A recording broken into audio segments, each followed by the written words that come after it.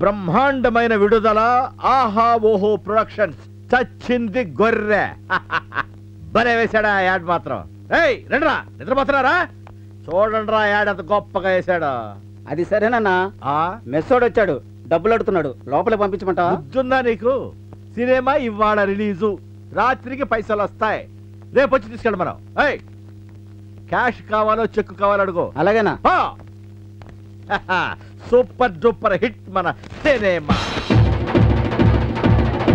చచ్చింది గొర్రె కాదురా, ఈ సినిమా చూడలేక మేము చచ్చాం. అసలు ఈ పేడ ముద్దలో డైరెక్టర్ మొహం మీద కొడితే మళ్ళీ జన్మలో సినిమా డైరెక్ట్. హలో, నేను హనుమంతుడు మాట్లాడుతున్నా. విజయవాడ రిపోర్ట్ ఏంటండి? అలాగా? అమ్మో, ఏమైందిరా? మన సినిమా సూపర్ ఫ్లాప్ అంటన్నా.